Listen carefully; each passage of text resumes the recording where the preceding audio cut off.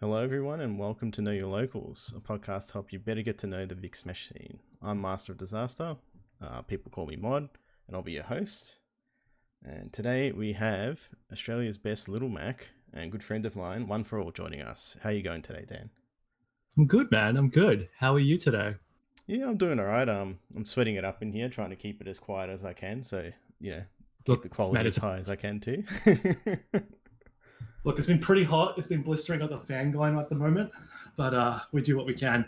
Yeah, I mean that's fine. I can't even hear it, so I'm proud of you. I didn't think that far ahead. I probably should have brought a fan, but it's all good. But thank you very much for joining me again. First things No, listen, first. no, listen, man. It's pretty cool that you're doing for this. Like, getting more info about the scene out to the greater public.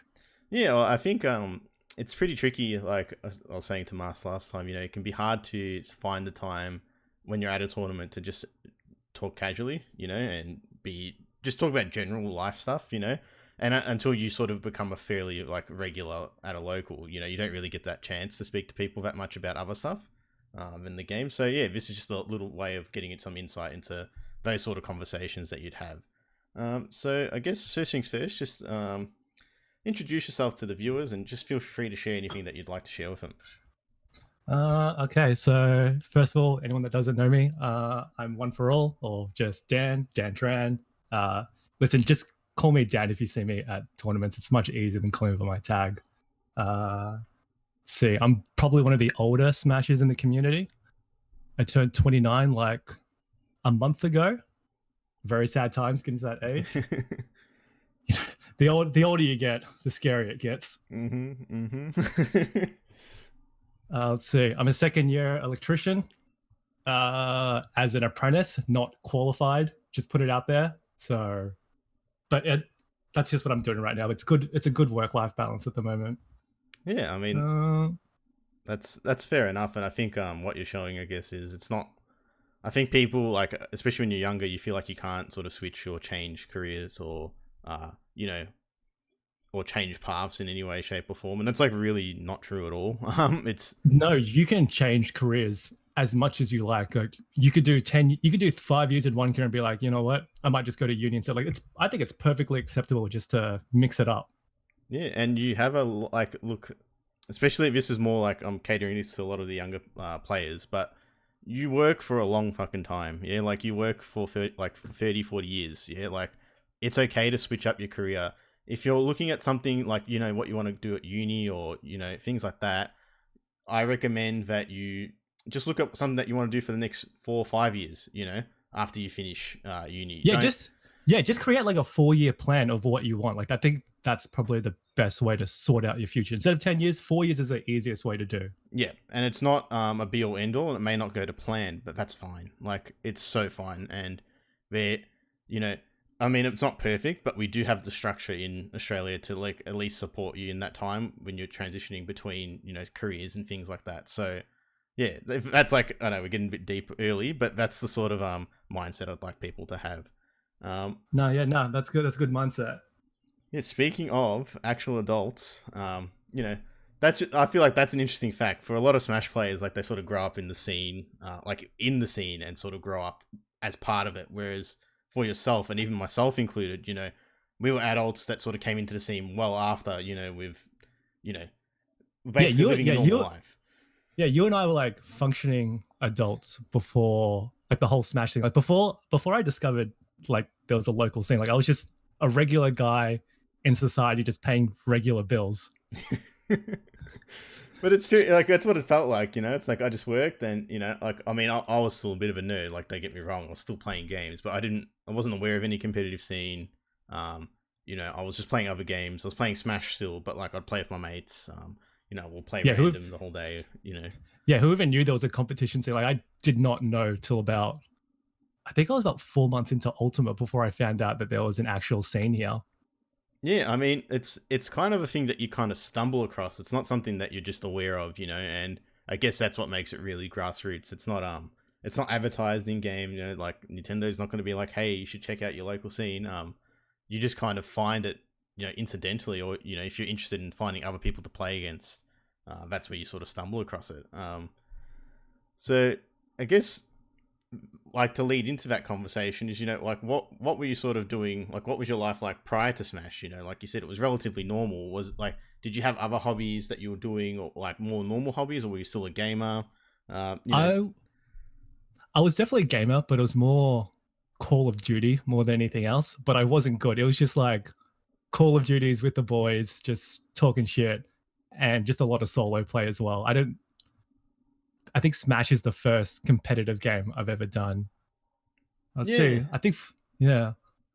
I think No, for work, what I did before like this whole thing, I was a bartender like late nights. I was working till 4 or 5 a.m. since I was like 19. So I've been in the hospo game for about 9 to 10 years. Yeah, so I was bartending for a really long time.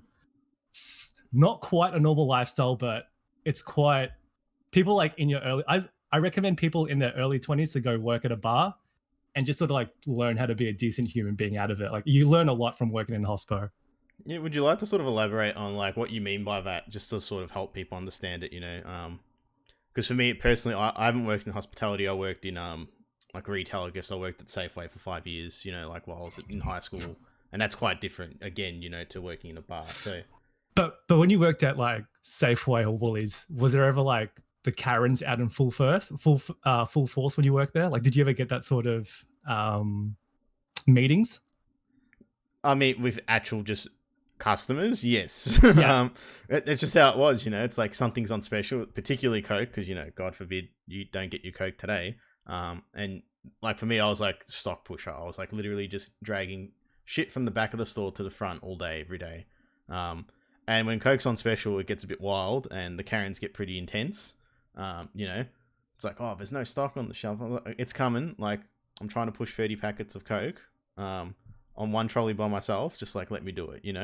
And it's just like learning to manage it so that like their expectations are like they understand the expectation from you, so they're not like going too crazy, and they sort of calm down.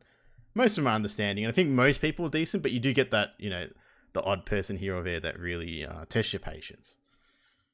Uh, yeah, no, that's definitely true. Let me think about what else about bars. I think you like learn good people skills when you just sort of work in a bar just because you're talking constantly. It's like anything else. Like if you're a shy person, if you work in a bar, you'll eventually break out of that shell and just develop as a better skill.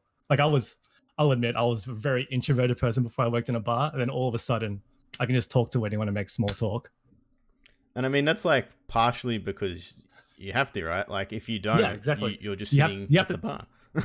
yeah, you have to get out of your comfort zone and just get in people's faces for hospo. It's good feedback, like especially and it doesn't have to be something you do for a long time. Yeah, and sometimes it Yeah, happens like that, but it's good it can just be like experience.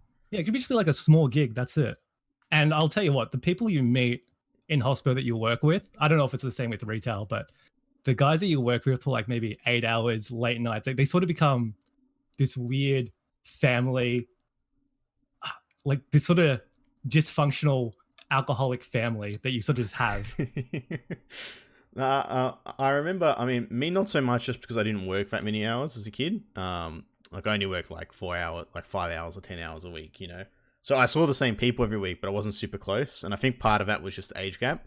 Mm. Like I was older than the younger kids. Like I was 18 when the kids were like 15, 16 working at Safeway. So like you don't really hang out with kids that are that young. It's it's funny how the gap seems a lot big then, like 18 to 15, but you're 25 and I'm 29. You're how old are you? You're 25 or I'm 26? 26. Yeah. 26. Like that's a 3-year gap now, but between now that I'm 29 and you're 26, like that's not a big gap at all right now. Dude, I didn't even think twice. Like, I just assume everyone's my age. Like, especially it's like Sunshine specific, or even just like any other Smash tournament I've been to. I just assume everyone's either like the same age as me or younger. There's no like Mm. old people, if that makes sense. And I No, think yeah, that's a sign yeah. that I've gotten old. uh, Man, I was so relieved that there were people my age when I joined the scene because I was thinking in my head like, fuck, if I want to get good, do I have to invite 17-year-olds over to my place just to like get better? Because I don't know if I could handle that. yeah, I mean it's a trick, especially now, like more so now than ever. It's a very fine line, and as adults we have to be careful, and it's not just for us; it's to protect them. It's to avoid those awkward scenarios from happening in the first place, and it's not, there's no ill will or anything like that, but it's, as adults, we've got to do the right thing and take the right steps to protect the minors in the scene. I had a strict rule when organizing friendlies. It was like no one under 18. I think, yeah, it was like no one under 18 over friendlies. That was like the rule. Yeah, no matter how good they were. That's it. You just got to be. It's just safe for them and safe for you. It just avoids problems, and I think it's just a good precedent to set. Like, don't get into that awkward situation. And I mean, for certain people, it will be different. Like if you've grown up in the scene and you've known these kids at like 13, you're 15, and then you're 18, like it's different. Like you've grown up with that that's person. Different. Yeah, they probably know like your parents. Like you and I are just adults that sort of got into the scene. Oh, this 25-year-old is inviting this 17-year-old for friendlies. That's not going to look good. Yeah, no, that's right. And it's you just can't have that on you. It's just not a good thought to have.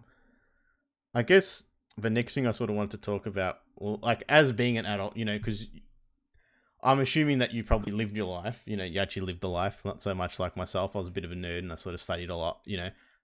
Was there a moment, in your your mid-teens or even your early teens where you sort of said to yourself, I need to become like a responsible adult, or you wanted to do that or make that change? It's nothing. It never happens in your.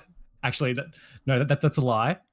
You come to a realization where you need to be an adult when you've been out partying all night and you look in the mirror at 4 a.m. and you're like, what am I doing with myself? Can I keep doing this? Can I sustain this lifestyle of going out? And then at some point it sort of clicks like, nah, I can't sustain this. So then you sort of like take back the partying and then you sort of become a little bit more of a functioning adult. It'll happen to everybody. Like I imagine everyone at stage age will go through some sort of crazy party phase and then they'll equal out. I think that's very normal. Yeah, and I think for some people it's a bit longer than others, and there's no right or wrong time frame. Like for me personally, it didn't last very long. I realized that I was just babysitting my mates for 6 months straight, basically, and I'm like, I'm not even having a good time. It's cold. I'm waiting for taxis. I spent like $80 to get there. I'm spending all this money on them, and they have no idea what's going on. Yeah, they literally don't remember anything, and I'm just like, you did this, and this, and it's like, oh, really? It's like, yeah, and they're like, nice. And I was like, yeah, this is not like, I'm not enjoying this enough to justify living like this. So, I sort of slowed down a fair bit pretty quick. We still drank and stuff, but it was more social at home. Like, you just go to someone's house and have drinks and stuff rather than, go out and have to go to a club and stuff. I think that was the biggest frustration for me. It was like, it always had to be clubbing. It's like, let's go to a bar. Let's go do something more chill. And they never wanted to do that. And like, now I'm just going to be fucking deaf, the whole night to make sure that you guys don't like disappear down some alleyway or something. I was like, no more, not enough. Not fun for me, so I stopped doing it. No, yeah, I think that's basically what happened to me as well. Yeah, it's just getting a bit much. Yeah, you just get to a point where you're just like, this is taking a toll on your body too. It's like if you do that every week, it adds up. Whether it's just like sleep deprivation, the alcohol, eventually, taking toll on your body, it's hard. I guess another thing I want to talk about, if you've got, because you're a lot older than a lot of the players that, are in the scene, you've experienced a lot of things that a lot of the younger players probably wouldn't have. So can you give them a little bit of life advice, to help them, Let's see what I can think of. When COVID's over, do a working holiday. I did a working holiday in Japan.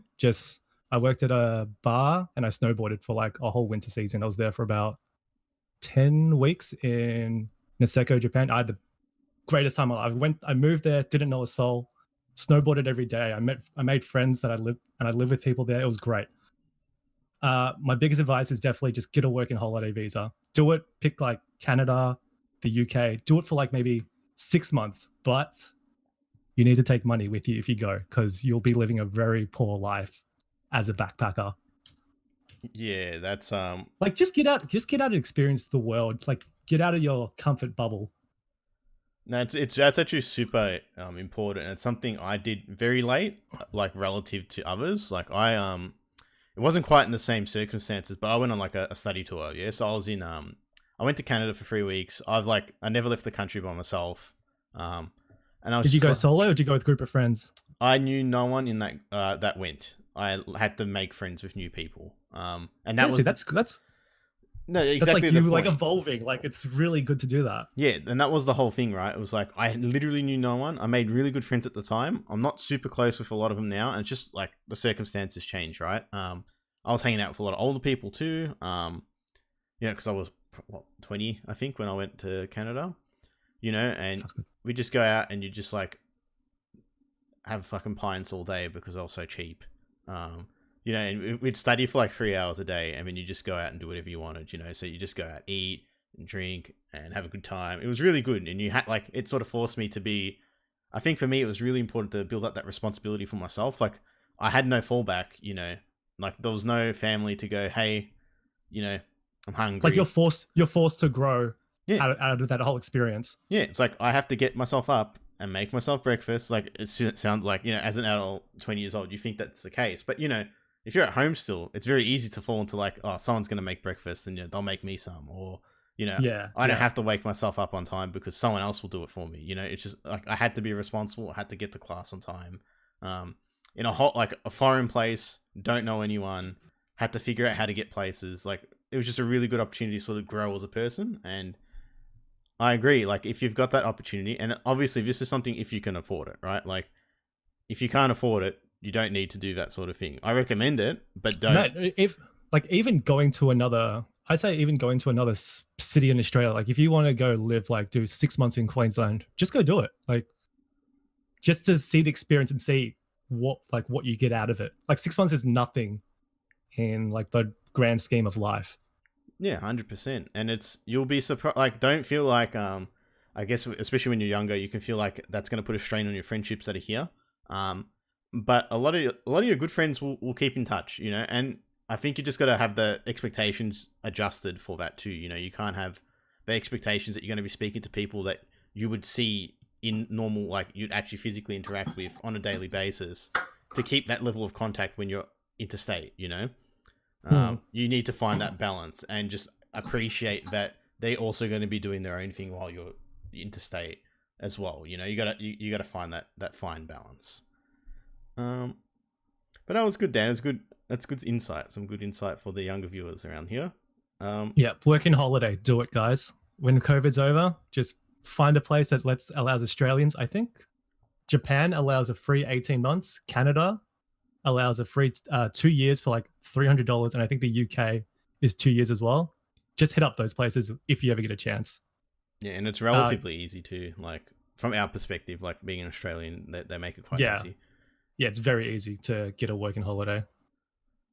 All right, I guess now will be the time to get into a little bit of the Smash. It was good to start off with some non-Smash because that's like all I bloody talk about half the time. But so let's start off with the beginnings of your Smash career.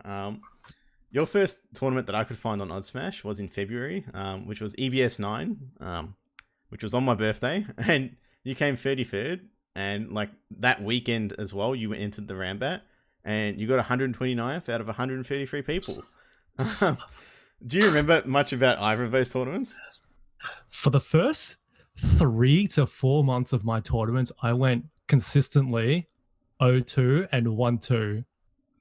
But I'll put it out there, I still had a blast. Like, because the Rambats was one of the best experiences because I went there, got knocked out early. I think Corvid knocked me out of winners. I was like, he's round 2 or something. Like 3 stocked me game 1, 2 stocked me game 2, and I was like, all right, what am I going to do now? And then I found out, what do you mean that I can just hang back and play friendlies with no lag, non-stop? So my first Rambats, I think I was out of the tournament by like 1 o'clock, and I stayed till about 9, just grinding friendlies with as many people as I could possible. And that was the most fun I've ever had. Because I feel like that concept's so surreal. Like, if you don't know it exists, it sounds so unreal. Like, there's no way people just play friendlies together, And there is no way there are people out there that just play Smash, not on Wi-Fi, just IRL for like 8 hours straight. Like, what do you mean these guys want to do that? And I mean, I guess that's something like, people may not know. I'm guessing you're the same to me, like as me. Like you played a lot of online. You probably would have played a lot of like quick play I and pl- Elite Smash. I played so much. I thought I was such hot shit on quick play. I thought I was the best thing around. And man, did I get put in my place on my first tournament. I remember that when I was getting punished for every side B that I was doing on People's Shield, and I'm like, why isn't this working, dude? It worked so much when I was doing it on quick play. Wait, I whiffed a smash, I spot dodge, but I still got punished for it. The whiff to spot dodge is like that works all the time. It's so crazy how it has a meta of its own. Quick play has a meta of its own. I mean, you go to a tournament where like people like don't just do what they want to do; they adapt to what you're doing, and it's just like it changes how you look at the game completely because you're just like, I'm getting punished for stuff, and I can't just do the same thing over and over again.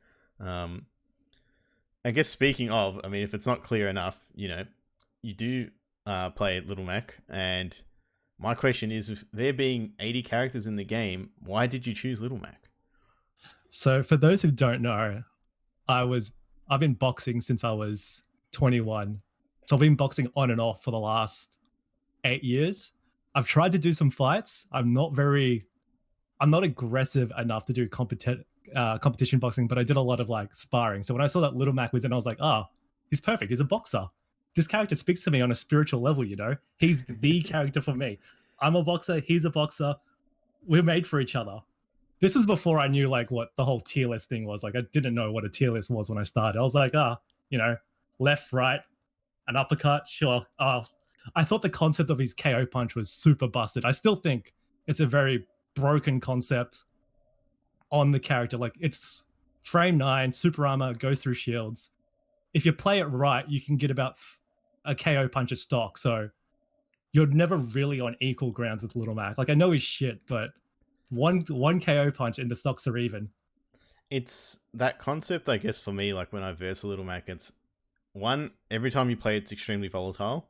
You can't afford to make very many mistakes. And not a lot of characters can do that, in the same sense. Where, like, Little Mac, you lose 2 or 3 interactions, you're dead. Where a lot of other characters, they have to win a few more times, Oh no, he air dodged out of the down tilt. Let me just down tilt, wait for the air dodge, and just F smash him again. The 50-50s. The 50-50, that's it. He has like a lot of, I'll say it's like a 1 in 25s, really. Like you can cover a lot of options if you just wait and sort of have a small guess at where they're going to be. Like he has options to cover everything at a down tilt. And it feels like that's that makes sense in terms of how your play style in particular is very, very patient, relative to a lot of other players. You will wait a lot more than other players will be willing to wait. And for me, even for me personally, I find that that's quite, it's difficult to deal with because I'm so used to people just acting. They're just moving all the time. Where you'll just sit still or you'll just walk slowly forward. And it can be, it puts so much sense of dread on the other player, because the damage output that can come out, what they can do.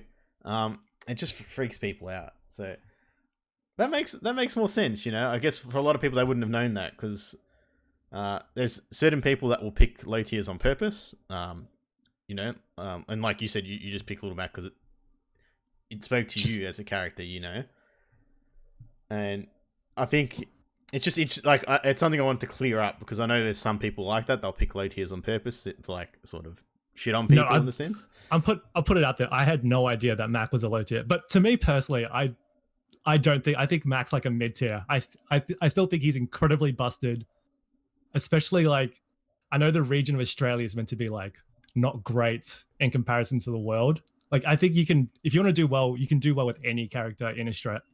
In Australia, you can do well with any character. To a degree, like look at Ben Gold. He's like he won BAM with like King K. Rool, which is kind of just crazy to think about as well, It's nuts because I guess like early day it was a bit different. I think in the early days, people thought K. Rool was kind of broken, especially like the first week of online. I know BAM wasn't at that point, but for a lot of people, I thought K. Rool was so broken. Or even at like Big Cheese, how Ghost won with me Brawler, like. You can do well with any character in this region specifically. Yeah, and I feel like maybe they wouldn't get the same results. Like I don't necessarily think Australians at the moment would win any majors, you know, like international sort of level majors, but they could definitely get quite far up there with the characters they play, you know, because there's more to the game than just, oh, you have to play top tiers to win a tournament, you know. It's understanding of the game, you know, making the reads. That, like, there's a lot going on in the game. There's more than just the character choice, you know. That's only part of the game. Yeah. Okay, the last question I had, well, it's not the last question in this category, but I guess for me, you know, obviously you've been playing for quite a while now. It's been over a year and a half. We're close to 2 years now since, you know, you started playing competitively.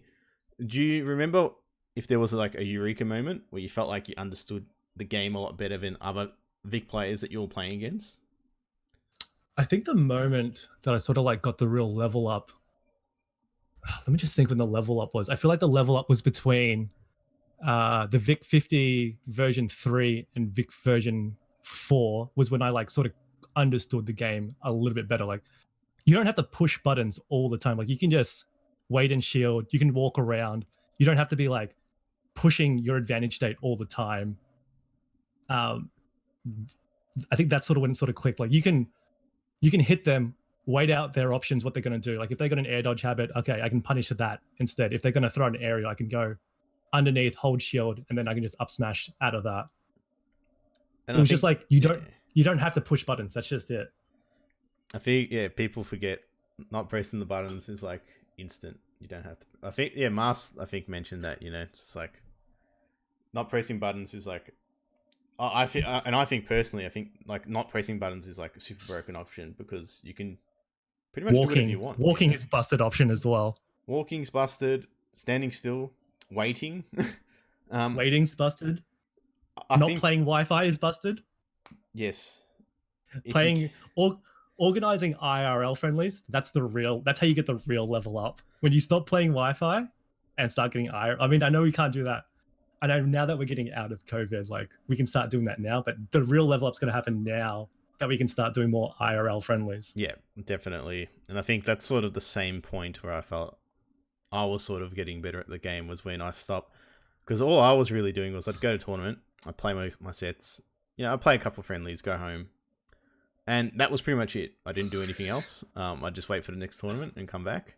And then you would just grind more Wi-Fi, right? Just to pass the time. Yeah, I'd just be like, hey, Conan, you want to play some friendlies? And I'd verse Shulk versus Rob all day, every day for like 3 months. And it helped me. The one thing that helped me with was learn spacing because Shulk's fucking ridiculous. But in terms of like how the game functions, it's not the same. It's like playing 2 different games. So yeah, playing a lot of offline is definitely something that really helps out. You know, that was good. It was like, I guess for everyone, it's a different thing. Like when they get that eureka moment, like what it is that they learn. For some people, just like they might just push their advantage state better. Or, you know, they learn how to play disadvantage instead of like sort of panicking. You got to like really look at your characters and see like what you can do with your characters as well. You know, like see what options they have to get out of disadvantage. And I think that's like you show that particularly well. I think every time you've ended up on stream at like a major or even at like the locals and stuff, people freak out when it's like you neutral be in the air, so that you can, like, it breaks through. They're like, oh, I want to do this multi-hit arrow. And I'll just press B to get out of it. You know, and then they have to think twice now because that's an option. And if you're not aware of that option, it makes people think twice. You know. I'm going to throw a combo out. Okay, let me throw my frame 2% nair just to break out of it. And it just happens, you know? If you don't space your moves, you can get frame 2 naired out of it, I think it feels really disheartening to get combo broken by like a 2% nair. I think I've done it to you a few times as well. Yeah, and look, I mean, for me, I understand that it's an option. I play against a fair bit of Luigi's, and it's the same thing, right? They can just press A in disadvantage, and if you're not spacing your thing, it's not true. You're just going to get hit. And that's like, it's just part of the game and understanding, like, as a player, being on the defensive side, you understanding your options. And then on the aggressive side, it's like when to stop, like when to push and not push your advantage, you know? And that comes down to spacing and understanding of the characters. What was the next thing? All right, my last point for this is, you know, there's some rumors, there's some words on the street that, you know, you're looking to drop Mac for another low tier character. You know, can you tell us a bit more about that? I'm not I'm not dropping Mac. I'm just I don't know if it's because of the last like it's been like 8 months of Wi-Fi. I just feel like playing someone different. I just haven't been enjoying. I don't know if I haven't not been enjoying it. I just feel like me as a player, like I'm heavily nerfed on Wi-Fi because I can't parry and react as well. Did you ever get that feeling? Like, did you play Rob and you're like, this character isn't working for me as well on Wi-Fi? I guess for me, because I'm like, Do you feel you yourself as a player is nerfed on Wi-Fi? yes, because I actually play a lot more reactionary than people think. I have a Wi-Fi playstyle, and it kills me that I have to play like that. Like it doesn't happen on purpose; it just happens, you know. Mm. And I hate that so much because it doesn't feel good. I end up spamming projectiles a whole bunch that I don't want to be doing, but it becomes a habit. And then you have And this ingrained habit of doing shit that doesn't work and you know shouldn't work, but it works. And then people hate you, like people hate Rob. I'm not gonna like sugarcoat it. People hate Rob, but Wi-Fi makes it like exemplifies the problems, you know, because you can react to gyro, you can react to laser. Laser's a frame 25 move, like you can react to that. It's very easy to punish on like on LAN. It's so easy to react to. Yeah, but on Wi-Fi you can't do shit. You know, so you use it because it's broken, but it doesn't work in a real scenario. So you just feel like I'm not learning anything because I'm only punishing people with options that shouldn't work, you know? And that's fine offline in a mix-up scenario, but not in, you know, I'm trying to learn and get better. Like if you're trying to play friendlies with someone on Wi-Fi and you're doing these ridiculous options, like it just doesn't help. Hmm. So that's no, that's a fair point. So I don't think we got to that point. What was the actual character that you're thinking about? So I've been playing Marth for the last like maybe month to six weeks. I played him at like Pixel at the last Pixel. I went like O2 with him, but I'm having a lot of fun with him. Like the concept of just going in the air and throwing a full hop fair. I've never done that with Matt before. He's a lot of fun. He's got what I like to call the bullshit factor, which he can kill you at 50 like Matt can. Like Martha's got the tipper, Little Mac's got the KO punch. So they got like the bullshit factor, which I like. Yeah, and that makes so much sense. I think Martha's balanced around the 50-50 on the bullshit factor, right? It's like it's either it's gonna work or it's not gonna work. And when it doesn't work, they live to like 200%. When it does work, they died at 50 or 60. And you're just like, it's kind of like Mac, right? Oh man, it's so satisfying. Like the dopamine rush that I get from hitting a tip is the same as when I get a KO punch on the last stock. Or like KO punch at early percents. Like I just get such a dopamine rush out of it. It's such a No, I would not play Roy. Hey, look, the thing is that they're quite different characters, right? Like you could say just play Roy, but I find personally Roy quite clunky in a sense, and that's just to do with airspeed stuff, like being able to like move back. Like with Rob, like you can push forward and back, and like drift back quite significantly relative to other characters, you know? So when I play like something like Roy, it's like, I do not like the way this character feels when they move. And that's like, you got to find what works for you, you know? But it seems like it's something that I think will work. And the good thing, ultimately, if you feel like, okay, Marth's not quite it, like you're going to learn stuff for Lucina as well, like incidentally, you know? So yeah. That's interesting. So good luck with that. I'm definitely learning like a new area of the game. Like I only learned how to Ra like over COVID period. Like I spent probably, I think this week and last week I spent maybe about 2 hours, an hour, 3 days a week, just learning how to short hop, fast fall, and short hop, fast fall aerials. Imagine having to jump, people. Imagine having to jump. I know. Throughout all the majors that I've went to up until COVID hit, I did not know how to short hop without the double jump. Imagine having to use the short hop macro, guys. No, that's fine. Look, it's whatever works. If it works for you, like obviously, like now you understand, like you're trying to understand more of the game and you're developing that knowledge, but it you can get pretty far without knowing too much, you know. Yeah, that's it. If it works, it works. I mean, I learned a lot. I look at my like big cheese, you know, like sort of play, and I look at now and it's like I didn't know so many things I needed to know, and I like could have potentially taken games I I lost, you know, because I didn't understand how to play the game, you know? Mm. Even like raring, it's something I knew how to do, but it wasn't something I was like working too much on. Like I just didn't rely on it. Um, like out of shield options, like I'm pretty sure I literally just rolled everywhere. Like when I'm in the shield, I just rolled. I didn't use up smash out of shield. I didn't jump very much. Like I was just like once I was in shield, I shield grabbed everyone. But like that's not an option that should work like 90% of the time. It's just like No, it's not. but I got really good at reading it. Rob up smash is like, I reckon it's pretty busted out of shit. Like they'll kill at like one. What do you think? Was it kill at 110 or 130? What move up smash? What up smash will kill at like 125 on pretty much most characters. So if they're at like 80 or 90%, you can up smash, and depending on how much you charge it to, you know, depends on what move they used on your shield, but it's pretty punishing. And I use it a lot more now, but you got to like not be predictable at the same time. Like if you just up smash every time someone hits your shield, they'll just wait for it, and then you just like they've got like 40 frames to punish you for. Yeah, but that's the whole adaptation process, and like you wouldn't pull out, like you'd pull out the up smash at a shield when they're at 130, not when they're at like 60. I mean, sometimes I do it at low percents to set up, in a sense. Like, okay, this is the option that will do the most damage right now, you know? And it keeps them in disadvantage because they're above me. So they've got to, like, land again. So it's scenario-based and situational. But it's interesting to think of moves like that. But, yeah, that was something I'm pretty sure I did not do the whole time I was at Big Cheese. And when you get better at the game, you look back, just like, God damn, what the fuck was I doing? And speaking of majors in general, you've attended 2 majors, and they're both interstate. The first one being Big Cheese 2, which is in South Australia, and the second one being Phantom, which was in like a weird way. It was like the last tournament. The last majors, yeah. Yeah, it was like the last major, you know, and it was kind of cursed in that sense. It was like really foreboding. You know what? If only we knew. If only we knew.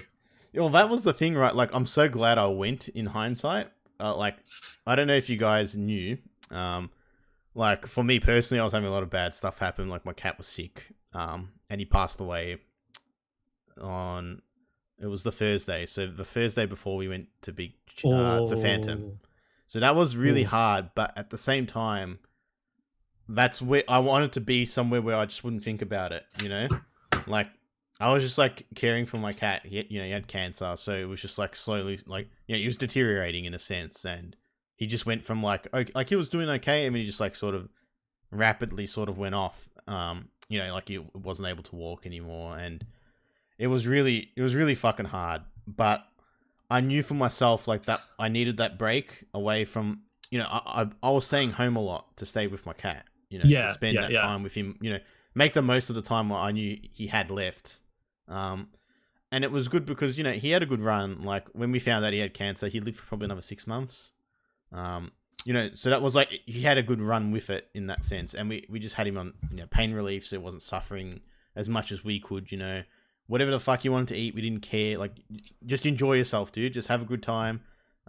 We'd take him outside. Just live your best cat life, Yeah, that's it. Let him go out happy. You know what I mean? It's like if you put on a kilo over the next 6 months, good on you, because like you need all the strength you can get to get through what you're doing, And that was like super tough. Sorry, I'm sort of derailed on that, but I guess that for me, having like that's part of the appeal of majors. It's like for that period of time, you go somewhere else and you think about nothing else, but like you're hanging with your friends and you're playing this game that you really enjoy.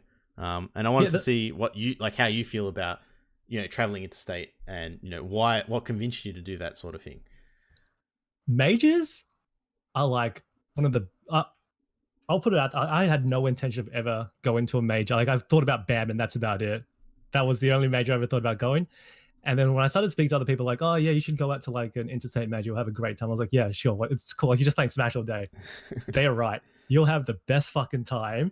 Because it's just like, it's like a release from everyday life. You get to go out, you play Smash with 150, like however many people there are. It's non-stop friendlies.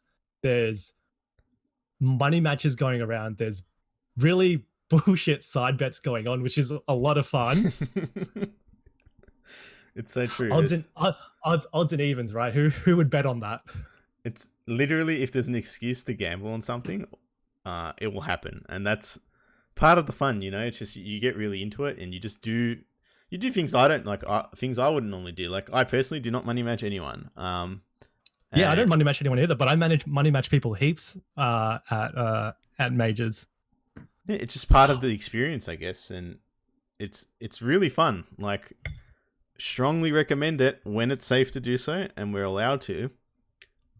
That you do try and attend a major. If it's not one that's interstate, try and attend one that's in your region, because it's a fucking blast. I will say this about majors though: if you go with majors, when you go to majors, pick who you want to go with depending on what results you want. Like if you want to get good results, go with people that want to get good results. If you want to go have a great time and just sort of drink and have fun, go with those people. Don't because I wanted to do really well at both majors. I mean, I made it out of pools both ones, but Big Cheese I did really well at, and I was staying with you, Nate, and Aya. And I remember the morning of wave two for Big Cheese, we were grinding out my matchup against Shen, which I hadn't beaten Shen in a while. Like Shen brought out the can and we were like, you and I were grinding out the matchup, figuring out what can I do if he hits my shield. And that kind of worked out in my favor. I ended up double three stocking him at Big Cheese too, which is unheard of for me. Like I was popping off when that happened. Yeah, no, like, let's put it this way, to put it any other way, like, I'm a fucking nerd, and I want the people that I'm staying with to do really well too, you know? If there's something I can help with, I'll do it. And that was, like, real literally, like, I was just, like, mashing down tilt on Dan's shield for, like, 40 minutes so we can figure out things. It's like, what can I do here? Can I do this option? What about this? You know, I would play how can I get out of disadvantage? Like, what can I do to break all this, to get out of disadvantage when he's on me? Yeah, because, you know, and I guess the other thing was, like, even though, like, none of us could actually play Ken properly, like, we would do it anyway, just so he could, like, you'd learn a random interaction by playing that matchup, you know? And part of that was also because none of us wanted to actually play each other at all. You know, it's just facts. Nate plays Ices, I play Rob, I's playing Mega Man, and this guy's playing Little Mac, and no one wants to play each other. So if we weren't labbing stuff, we would play like reverse mains or random, because no one wanted to play with each other. It was a real lab house. Yeah. But if I remember my experience with Phantom, I went with Princess, Ben, Jay, and Dolaroos and Aya. And those guys wanted to party nonstop. I'm pretty sure Ben and Jay were out drinking till like 3-4 a.m. every night, which is fine. But I just wish I knew what I was getting myself into when I booked with them. Because I think for future references, nothing against them, but I want to do well at the next major, so I'm going to book it with you, Nate, and I. I'm going to keep it to like just us four again. Yeah, no, it's tricky. It's finding that balance, you know, between how people want to be. And I mean, you know, if I drowned, I was gonna obviously go into chill mode. I wasn't gonna go into sad boy mode. I was gonna, like, you know, go out and have a good time, make the most of it. But I'd still help you guys, you know. It's just like how I am as a person. It would have made it so. I think I would have done a lot better if I stayed with you guys, because I got seeded into Taicho and you were staying with Tay Tay and Nate, who both played Greninja, so I would have got like more matchup experience. Yeah, it's just how it works. It's so tricky because a lot of us kind of booked Phantom a bit last minute, which kind of caused a lot of problems. We were so unorganized for it, man. Big Cheese was a lot more organized, I think, on our end than Phantom, and I think Phantom, like, I knew I was gonna go, but I wasn't organized to go, and it ended up costing me an arm and a leg to make it happen. But it was definitely worth, I guess, to sort of bring back the conversation to sort of where I wanted to bring it. So just to keep some continuity factor, we'll talk more about Big Cheese. Yep.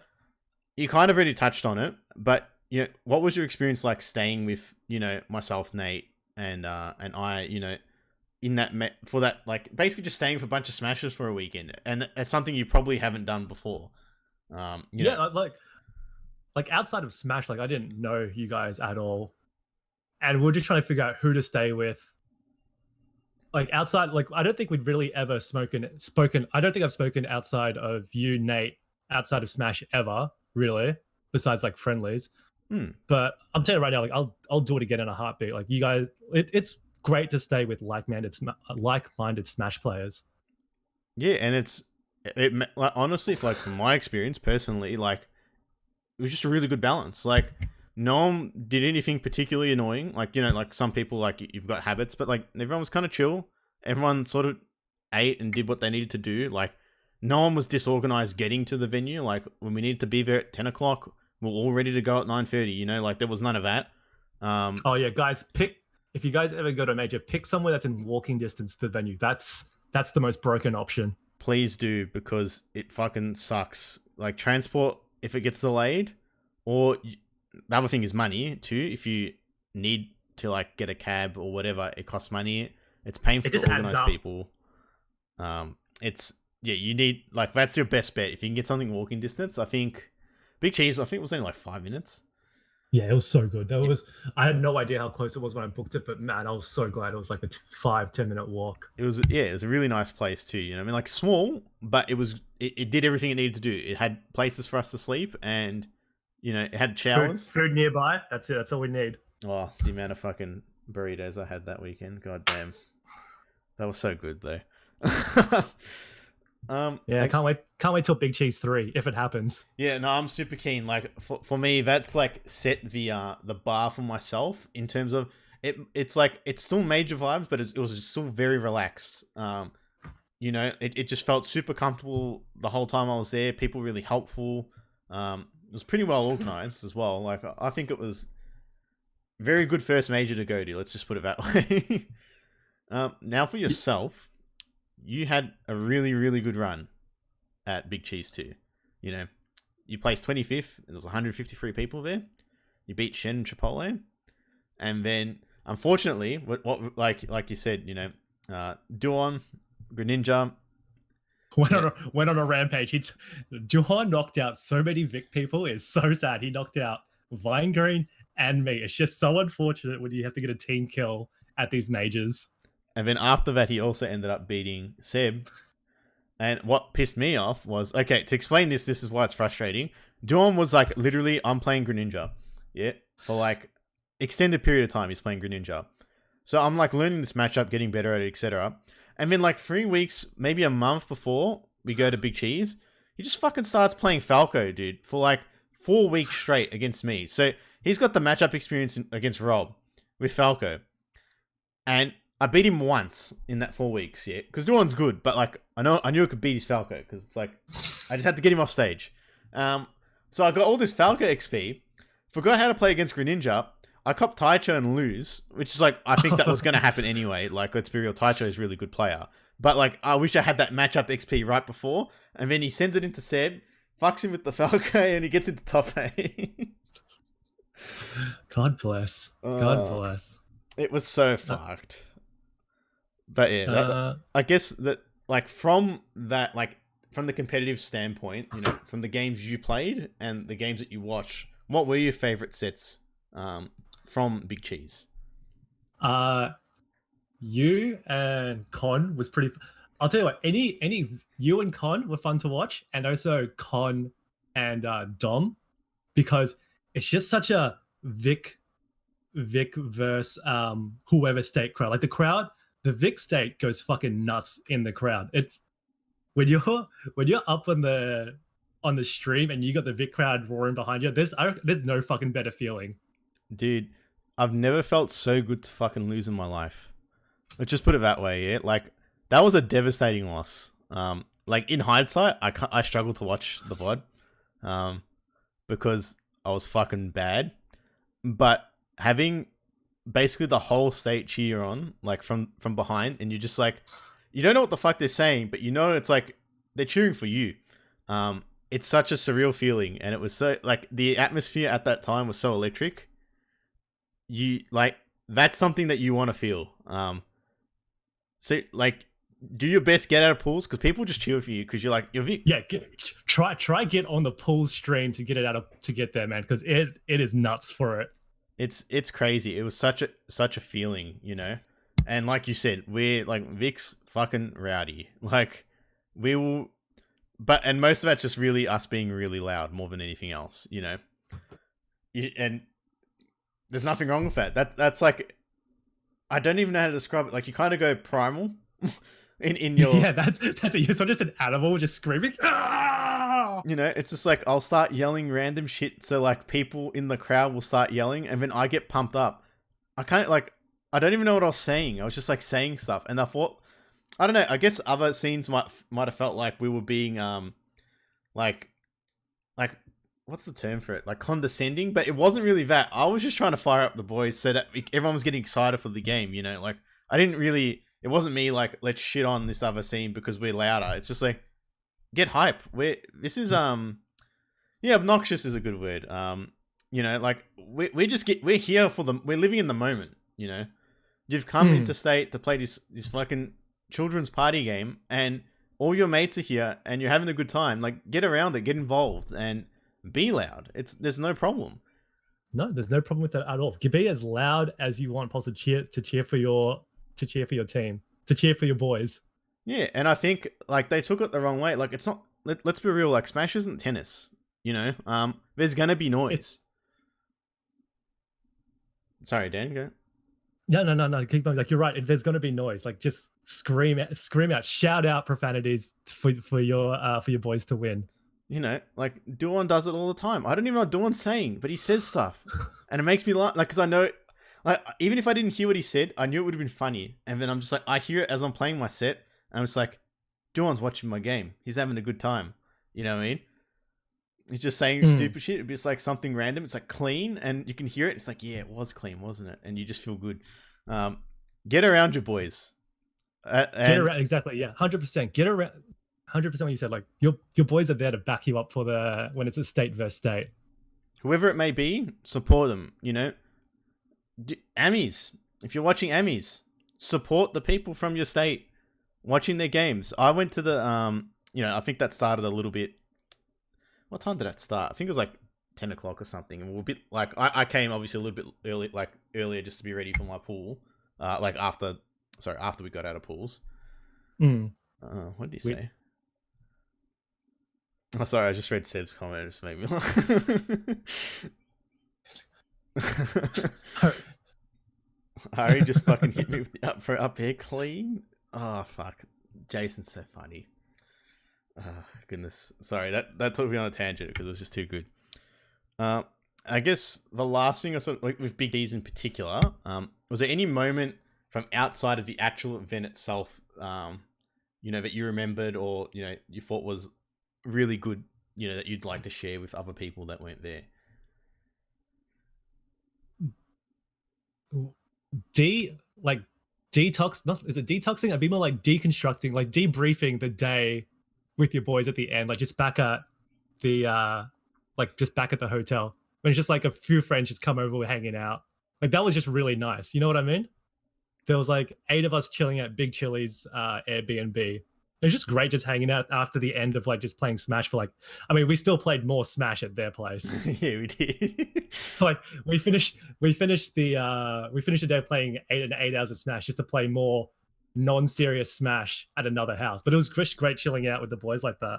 Yeah, I fucking loved it. It was so chill. I guess for me, it was like, that was fun, but I think the part I really enjoyed was when we went back and watching the VODs of just random ass fucking games, dude. It was just super chill, and we're just talking about like it just felt like really homely, you know. It's just like we're all here for the same reason, and we could just speak our mind about the game or what we thought about who was playing or what was happening. It was just really, really good. Can't stress Crozzy, come to the next major with us. Yes, I have to say, if you can go, I strongly recommend it. Could you imagine Crozzy's pop off at a major? Don't worry, dude. I will pop off for Crozzy. He hasn't heard me pop off, and because I won't pop off for myself, so I'll pop off for someone else. I guess. Yeah, no, it's good fun. So let's go into the next major, which you attended, which was Phantom 2020, which was a few months after Big Cheese. With I felt for myself personally, there was different vibes from Big Cheese and Phantom. You know, did you feel like Phantom that? Phantom was definitely more serious. I'll have to agree with that one there. Yeah, because I I felt the feel, same. I definitely felt it. Like, I don't know if it was because we had more expectations of ourselves, or whether it was just that we it was just the actual vibe, like because just a different style of venue or not, you know. But mm, it definitely felt very serious, and I guess we had it like even like Duan was talking about it like the weeks prior, you know, because we had Dead Week, and it's like everyone should be playing fucking serious. You know what I mean? Like Phantoms like the week coming up, and even with the seeding, you know, like Duan was we yeah telling us, we were all seated to drown. Like a lot of us were all seated to drown. yeah, Um, and that was like you looked at the players, and it made perfect fucking sense because there was a lot of fucking top players there. It was nuts. Um, and I guess, nothing on us.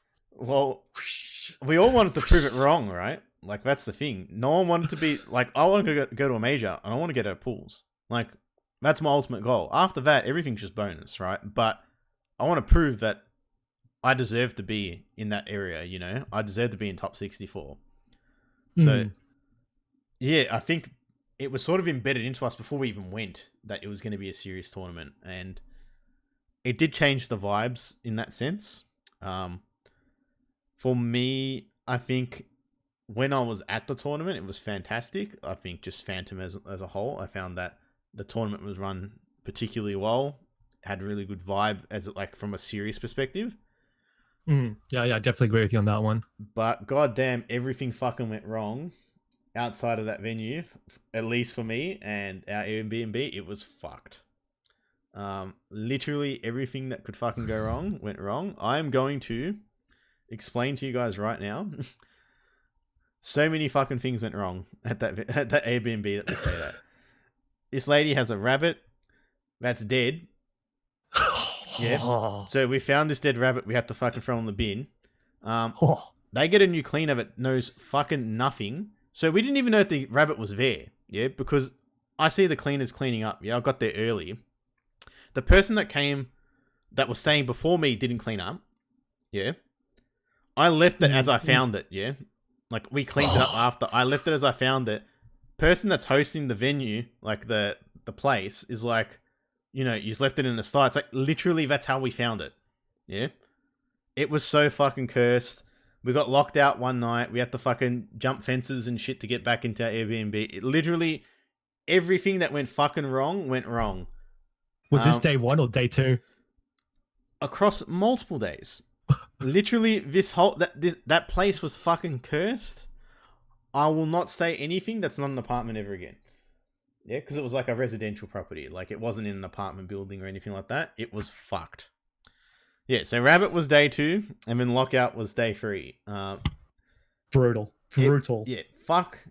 Like that really tainted Sydney for me, and it's not like the place, but it made it a lot worse because like everything fucking went wrong. Everything went right in the tournament, just not outside of the tournament. So it's like, you know. Yeah, you and P9. Well, if P9's watching, you guys, I'll put it out there. I think you and P9 had the best mid Vic player run out of everyone in the tournament. Yeah, I don't know what the fuck happened, dude. Honestly, You guys absolutely destroyed everyone you played. it was just weird. I don't know. Like, I was definitely playing the best I played.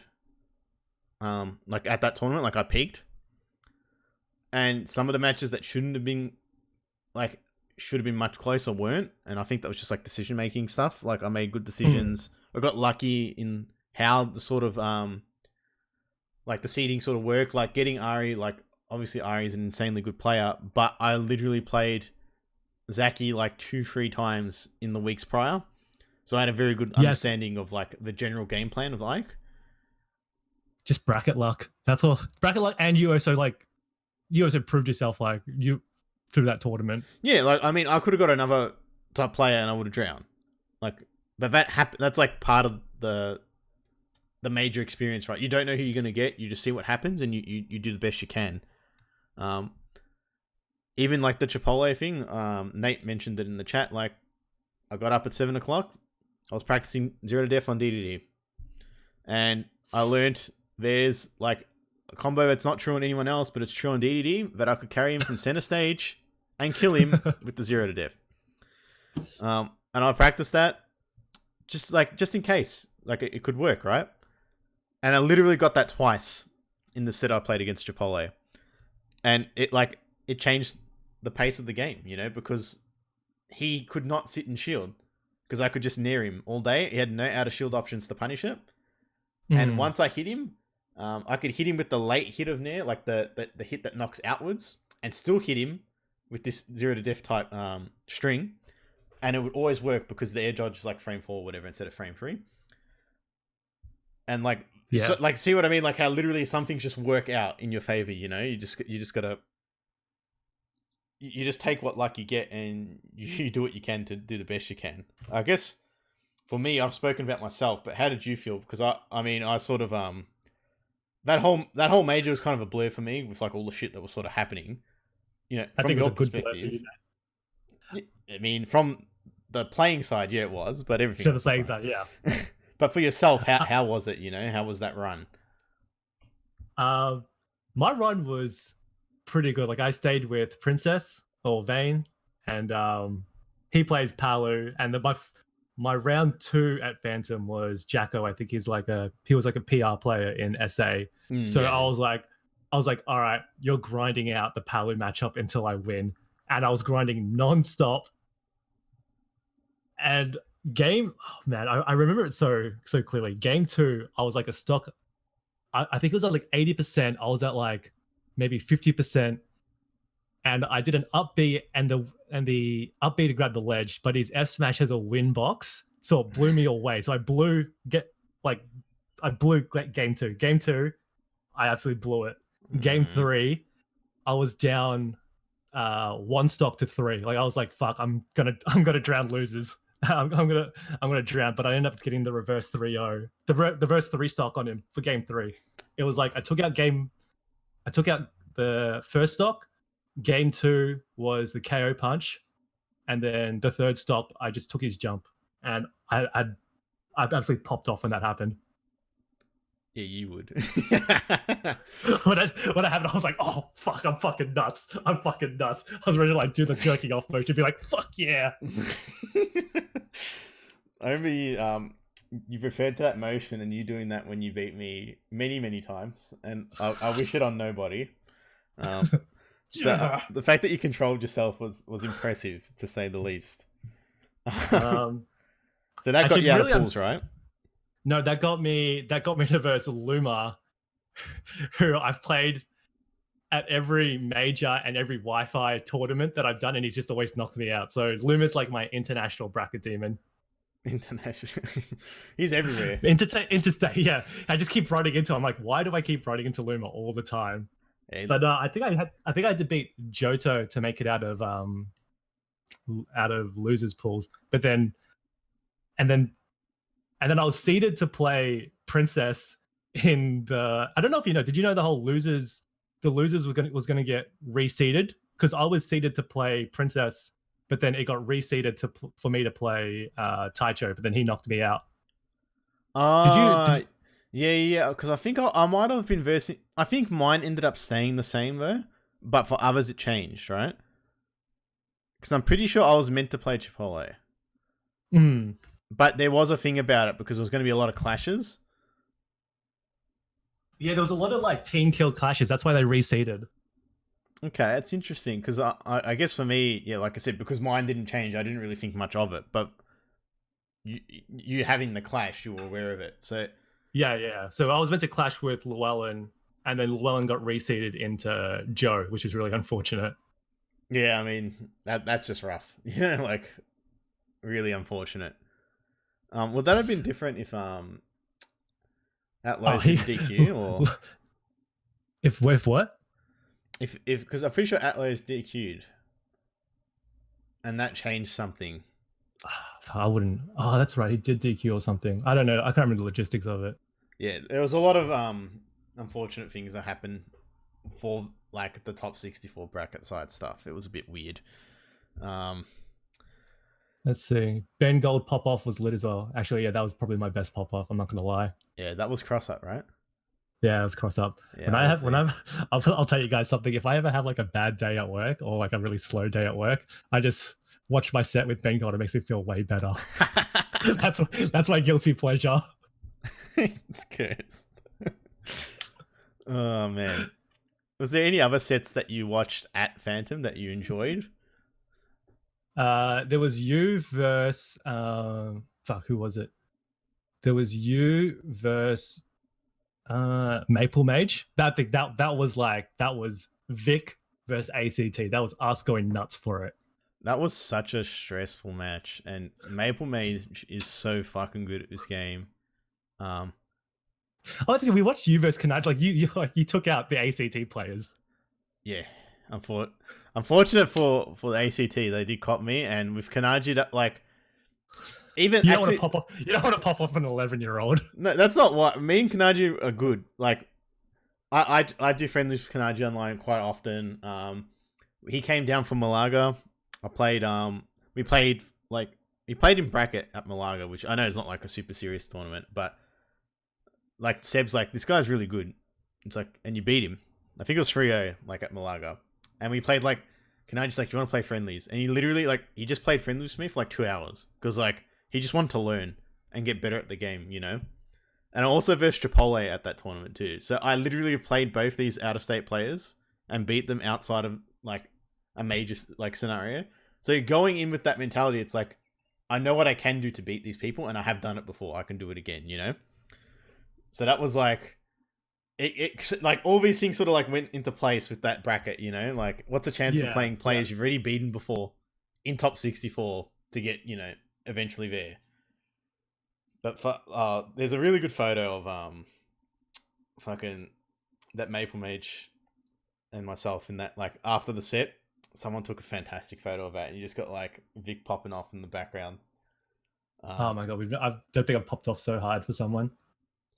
It's nuts. Like that, I've never felt so little for how much like people were feeling in the moment, if that makes sense. Like, I think I was just exhausted. Like, I was so in the zone that like I won the set, and I just like, I felt like nothing in the sense. Like, it was like the reverse pop off where it's just like I kind of just sat there for a bit, and then I got up and I was like, oh, like I fucking won. Like, oh shit, I gotta play day now. Like, it's fucked up. But I guess other than that, I'm trying to think what other sets. I'm trying to think of what other sets that I really enjoyed watching that I was there. Which other sets? I watched a little bit of Llewellyn and Joe. They went to game 5, and I think Llewellyn was pretty close to closing out Joe. That he was like, I think he like reversed 3-stocked in like a game 4 scenario or something. I know something really crazy. So game 5 was really hype, and there was a lot on the line there. It's so unfortunate with Llewellyn because I know he's got the skills, and just like he just hasn't broken through that last step to get that bit further. You know what I mean? Like when he gets to the major. I mean, that's like rough as like Joe's like fucking nuts. You know, that was like really unfortunate with the seeding and stuff too. Yeah. P9, can you post your run? Because I think outside of the mod in top 8, you probably had the sickest run as well. Yeah, because you had was it Shadru in winners or losers, Tom? That you had. I know he got knocked out by a Falco, which P9 has a really bad record against Falcos now. It was all in losers. All right, yeah, because you beat Shadru, which is massive because Shadru was number 1 in Queensland at the time, and that would have been devastating because that's a really fucked matchup. Like, it's super cursed. It's really good for Villager, and then he just had a really, really good run from there. You know. Yeah, he basically took out the Kens of Australia. Yeah, like literally all of the Kens. Nuts. But no, it was like competitively, and then watching, it was a fantastic tournament. Like, I think I had a really good time playing, had a really good time watching, but fuck everything else about that tournament. You know, like everything outside of Phantom was just dog shit. Inside the tournament, fantastic. That's my take on the whole thing. Ben and Jay, I love you guys, but I don't know if I want to go to a tournament with you guys in just because you guys like to drink a lot. Dollar Jews, I know you're listening. I know you want to party, but I think next time I want to stay with Nate and Mod, and I might take Aya along as well. Oh, man, that was like the dream team, and you just let it go. Yeah, I ruined it. I ruined the You dream fucking team. ruined it, mate. I'm gonna go back to the dream team. Yeah, no, that was a good set. Bengal, Dark Vizier. That was the only because Bengal was the only person that took a game, right? Yeah, Bengal's the only one that did it. Which is nuts in like hindsight. That he played because he played a lot of our good players. I feel Dark Wizard destroyed everyone. I still feel like it would have the outcome would have been different. I feel like if DD was in Grands. Yeah, I like to think that as well. Just more, not because Jono's bad or anything, but I think like as in how the two play against each other, it felt like Warriors also got the bullshit factor. Yeah, you know what I mean? Like I feel like it just would have been a little bit different. God knows how it would have actually went, but it's just how I felt. That's a good point, Ernest. I guess because we're at that point, right? In the conversations and in the podcast where we can take viewer questions. I'm happy to take any viewer questions. We're an hour and 15 in. Normally we aim for about a 90-minute podcast. If you guys have any questions for Dan, more so Dan than myself, please feel free to put them in the chat and we'll read through them. Mast has a Twitter question. That's right. Let me bring it up. His question was, have you ever IRL KO punched someone? And to that, I say, yes, I have. I have a link to my Instagram of a video. See if I can get it in there. Yep, there we go. You can check that video out. What you call it? Send it to me, Dan, and I'll send it to them. I just put it on the chat. No, because they can't see it in the chat. Wait, let me go to... Let's see. Pat, I'll go for Carlton. And that's going to be distressing news for you. I'm sorry. All right, fellas. I'm sending you the link in the chat. I haven't seen it. All right. Ernest has a really good question for you and myself. Who are your favorite players, Dan? Wait, we lost Dan for a second. I wonder what happened there. Let me see if I can fix that. The closest I ever got to an IRL KO punch. All right, he dropped out of the chat for a second, but he's back now. So if you want to repeat what you just said, go for it. Did you hear about the KO punch? Literally, you just disappeared after you sent the link. Let me send the KO. So the closest I got to that, let me say a bit of backstory behind that video that Mod just put up. I was in like a semi fight. It was 10 seconds left on the clock. I hit him as hard as I could with a right. I knocked his mouth guard out, but the clock stopped as my right hit his face. So I couldn't follow up to knock him out, but I basically knocked his mouth guard out. So and that won me that round. Like, yeah, you're basically... He wasn't ready for it. Yeah. That's nuts. So that's... if you got any... if you want to learn how to fight, just go to Dan. Yeah, not me. Yeah, take up boxing, guys. It's a really good fitness program. I can't wait to go back when gyms are back up. Nice. How long are you going to attend locals for? Probably until I get sick of the game, until my next phase. Like, for all I know, it seems to be like my phases are like in 4 to 5 year increments. So maybe in 5 years' time, my next phase could be bird watching or something ridiculous and mundane. I don't know. So I definitely don't see myself stopping within the next 2 to 3 years because I'm just enjoying the game and the community a lot. Yeah, I think that's the big thing for me, right? Like the game will the community so far. The community is what keeps me in. Like is it a boys club or is it just like a group of nerds hanging out? I feel like it's more the group of nerds hanging out than anything else. We're pretty tame, you know. I think it's just the environment that the people bring. It being just like a place where you can really kind of be yourself and not be too worried, you know. Where it's like other hobbies I've had, you know, where I've trained with people, it's like it always felt, you know, like you're close to people, but it was different. Where this just feels like a really genuine, and I guess it's just because I really enjoy, you know, Smash and gaming in general. But it's been easy to do that with people, you know. No, I agree. Now, did you saying who are your favorite players? Did you answer that question, Dan, or did you get muted? Okay, my favorite players are is simple. He's just a lot of fun to play against. He's always down to play, and I think after Big Cheese, I think DD is also my favorite player because he took. I had so after I labbed out Shen, like some Ken stuff with you guys, DD went around for like when we got to Big Cheese, right before my set with Shen, I was like, oh DD, can you like play your Ken into me for like 20 minutes, half an hour? And he just did that. He like sat down, he told me like other Ken stuff that can happen, and I had to labbed out more. So after that, like I've got so much respect for DD to like take time out to just give me the Ken matchup experience. Yeah, especially at like a major, you know, when these are players that they know they're going for a run. Like it's not oh, I hope I get out of pools and see what happens. Like these guys are aiming for top 8. They want number 1. And then like, you know, for someone like DD to take that time out to help you, you know, it that's something that means a lot. Oh, and so DD's mum is also my favorite player. I mean, I know she's only played one game, but she's a top woman. Excuse me, I watched that game and she took 1 stock. It was huge. I'm pretty sure it was like DDD up B or something. It was pretty nuts.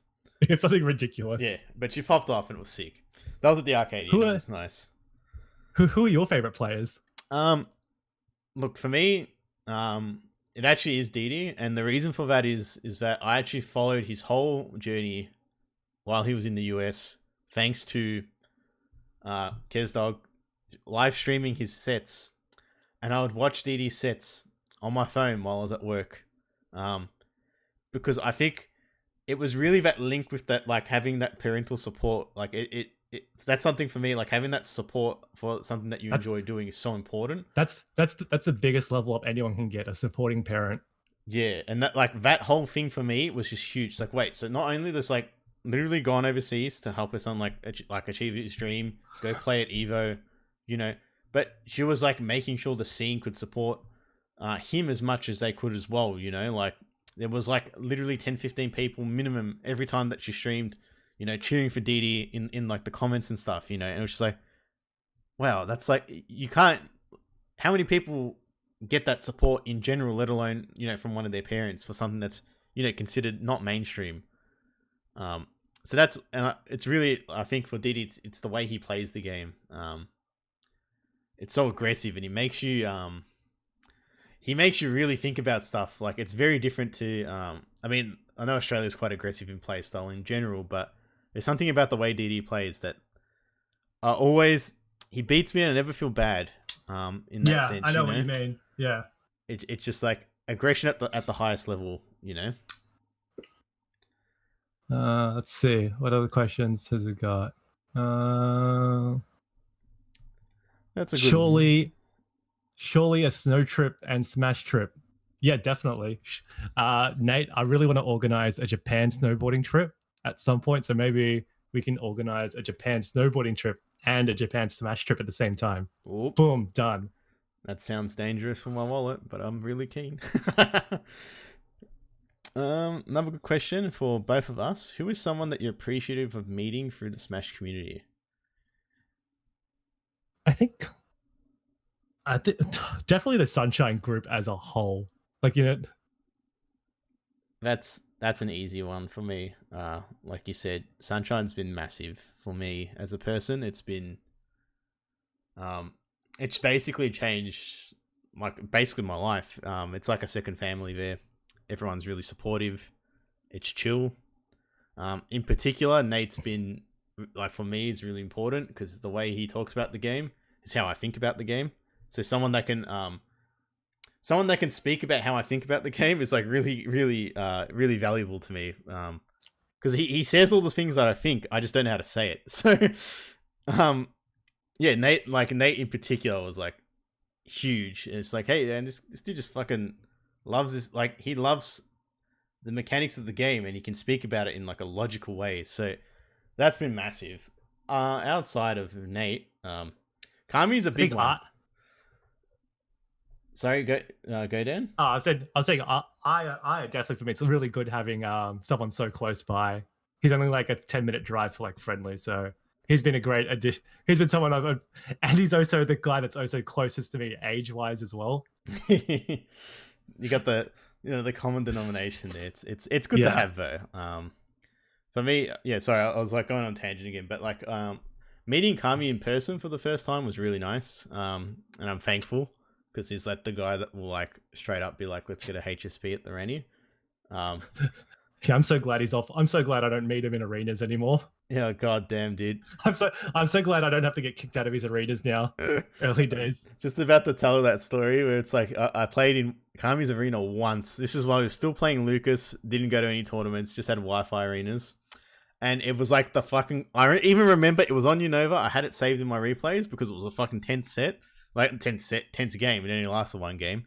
You know what I mean? And I just beat him. Like I just beat him, and I got the fucking quickest boot out of that arena. So I was like, who the fuck's this dude? And then I go to a Neko and then he rocks up to that one Rambats and just fucks all of us. No, see, I met him before that. I met him out of Neko cards before that. And was just like, hey man, like, how's it going? It's like, yeah, good. It's like, my name's Anthony. It's like, it's Michael, whatever. Call me Mod. And it's like, this dude's like normal as fuck. Yeah, he's like he is like the normie. Yeah, that's literally the best way to describe it. Like, he's literally the most normal, like, he looks like he lives life outside of this game. That's it. He's just super chill. Just, man, I like Ness. I play Ness. I was like, oh, yeah, sick. And then he just goes on a fucking tear at the Rambat that month. And you're just like, what the fuck's happening? But he was, yeah, he was a bit toxic, but that's okay. That might be something we save for future episodes. Hint, hint. Message me, Kami. Favorite TO in Vic? Probably Marcel and Nev. As to like what they've like done in general, like what they've done in general for the community, like they've really ramped up the production value of Vic. Yeah, it's definitely been big for me. Having Marcel was at the first tournament I went to, and he made me feel so welcome. Like it felt like he went above and beyond what he had to make me feel welcome at that tournament. I had to play him at that tournament because it was 8 people. He just entered just so there was an even number. Like he would do those sorts of things just to make the player experience as comfortable as possible, or to get everyone to play as many games as they could.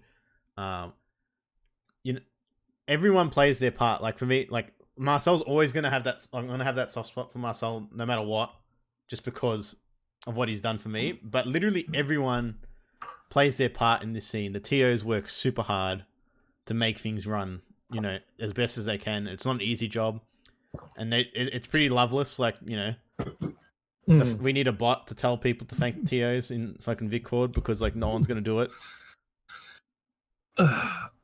It's tough. But yeah, if you guys are ever at a major or like a monthly, buy your TOs like a beer or like a pack of chips or something. Just let me say thanks. There's a lot of work that goes in that scene. Yeah, very least say thanks.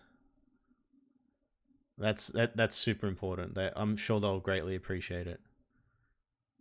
I'll go with Seb's question next. What's your favorite matchups to play and your most hated matchups to play? My favorite matchups to play?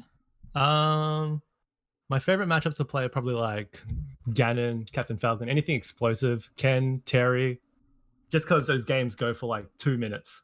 Now that I'm playing Marth, when a game goes for like 4.5 minutes, I'm losing my mind because it's so slow. And what about my hated match? Lately, I've been hating Inkling.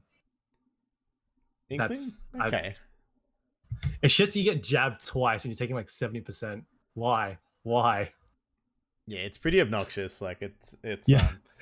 I'm still having nightmares from when I played Tay and Flo last. Here's the worst part. It's like you tech and then you're like, oh no, and I'm gonna get roll it again. You're not meant to tech in that matchup. Yeah, it's kind of cursed that it's like the fact that you have to do something that's so abnormal. Like taking is instinctive at this point, right? I mean, it's like, what if I just don't, because it will like make me not die? What if I get jab locked, don't press any buttons because I know they're gonna roll me? It's so fucked up. No, that's a fair call. I guess for me, my favorite matchup to play is Pokemon Trainer. Um, Lots of things to think about. I like basically I'm just a thinking person. I like playing in that sort of the fact that things can switch up so quickly makes it really interesting for me, and that's why I really enjoy it. I'm fortunate enough to have two of them at Sunshine, so I play that matchup a lot. They probably don't like the matchup as much as I do, but it really helped me at the major because when I versed Maple Majors, like I played that matchup so much, I felt like there was nothing surprising or new. In terms of least favorite matchups, tricky. It's Little Mac, isn't it? No, it's not. I honestly feel like it's more. I don't like playing against Roy, but that's just more like Crom. How do you feel about playing against Crom? Okay. There's two perspectives. Offline, I don't mind playing against Crom. Online, I fucking hate playing against Crom. Online Crom is so annoying to play against. It's just like tilt factor 100%. I like it's not what they're doing. It's just like me. I can't handle it. You know, I just can't handle the Chrome online. I try my best, but I just end up tilting. So, yeah, that's my answer to that question. Let's see. Okay, from Chris, what games do you play other than Smash? Oh, so what music are you into? I play a lot of Call of Duty. I've been enjoying Warzone lately. Actually, let me just open up my drawer, see what I've played. I play a lot of Japanese RPGs, so your Final Fantasies. I play a lot of AAA games. That's where I just sort of draw the line, like The Last of Us Part 2, Ghost of Tsushima. Let me think what else. You should all play Sekiro. Shadows Die Twice? Is that the game? Fuck, Yeah, I can't remember. Sekiro. Sekiro, that was like one of the best fucking games I've played. Buy that game, guys. It's a good recommendation. I'll take it. Any music in particular you're into, or is it just general? Let me bring it up. See what I've been listening to lately. I used to listen to like a lot of heavy techno music, but I think I've gone past that. A lot of the Weekend, Flight Facilities, a lot of like DJ based people like, let's see who I've got. Flight Facilities, Darius, Golden Features, just guys like them, like Bag Raiders, DJ-esque people, if you know what they are. Yeah, this is good stuff. This is a good choice. Good music taste, Dan. Thank you. What's yours? I'll go with the game questions first, just because that's easier for me to answer. Being a nerd. At the moment, when I'm not playing Smash, I play Animal Crossing for like 15 minutes a day, sometimes a little bit more, depending on what's happening. That's just like my zone out, don't think about stuff for a bit game.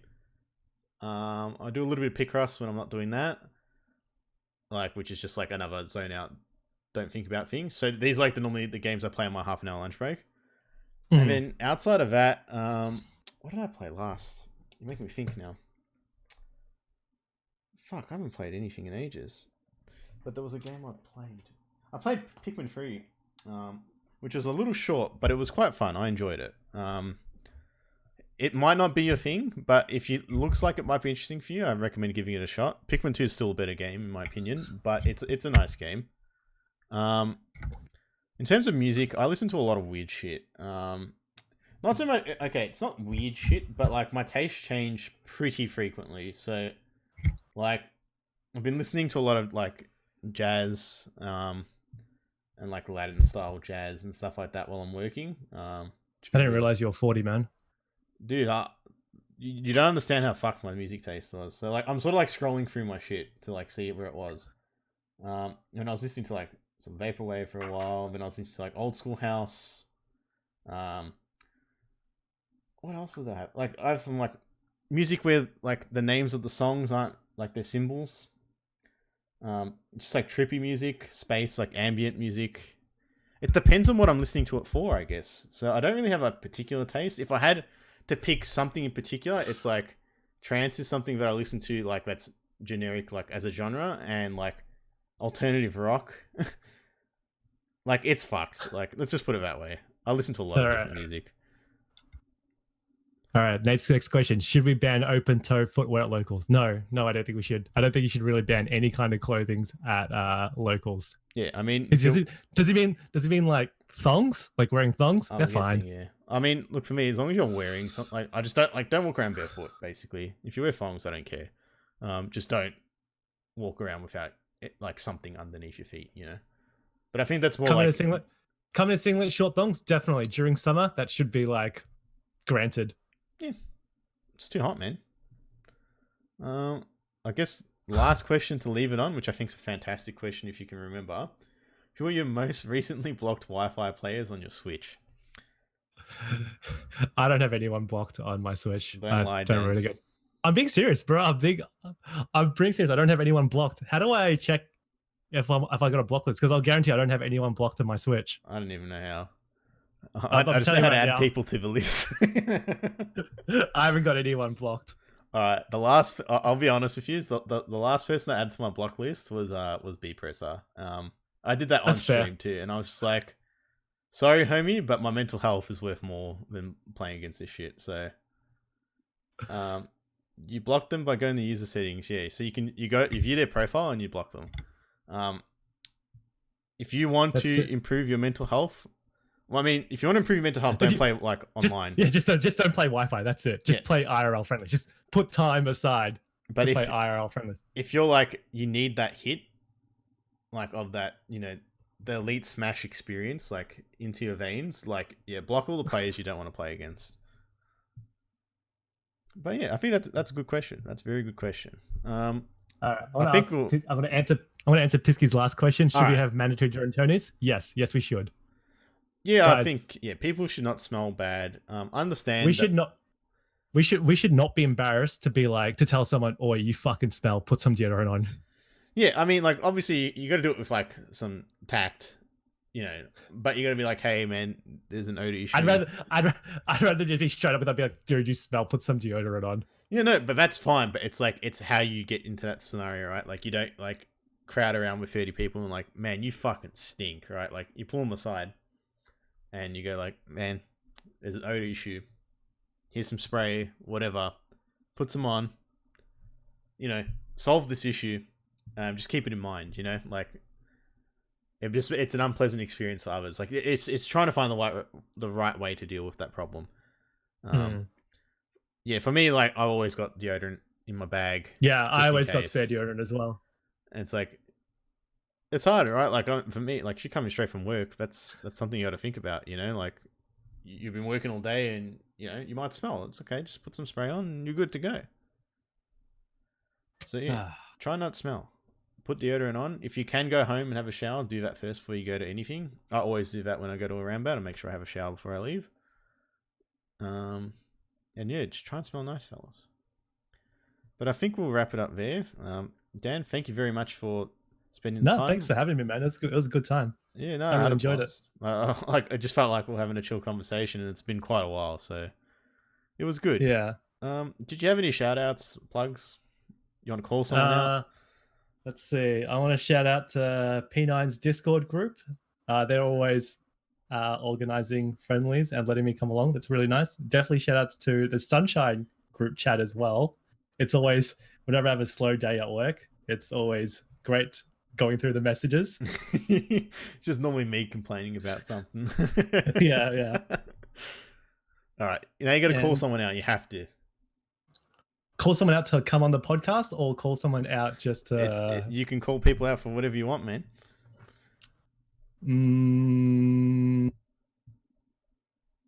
Kami, I'm calling you out on your Wi-Fi habits. Just, you press so many fucking buttons, man. Like, as soon as you're in disadvantage, you press that A button, or your downbeat, your magnet to back it. Like I could see it.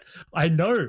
What kills me is that it works on me. Like, I know the magnet to back air is coming. I can see it. I know I should be able to parry it, but I keep falling for it every time.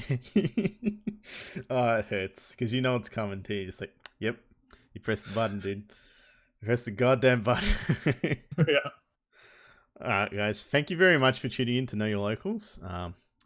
In terms of our next guest, that's up in the air.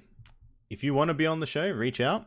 I've got some people in mind. I'll be contacting them to see if they want to join in. If you have any suggestions for people that you'd like to be on, please I let me think know. I think Kami would be great if he just talks about one night of his benders. Like, I know he has to keep it like G rated, but you know, I think it'd be great to have him on for that. We'll have to wait and see. Like I said, I plan these out. Look, I don't have a schedule at the moment with these podcasts at the moment, just because I need to allow for real life as well. I can't let this take over my. I got to make sure I do my job properly too, as well as get these things organized, and they take a bit of time. But I'm aiming Right, at being an adult. I know, I get it, man. yeah, pretty much. It's rough. It fucking sucks. Imagine if I could just like take my day off and just like prepare one of these podcasts. You know, it would have been nice. But yeah, I try and do them.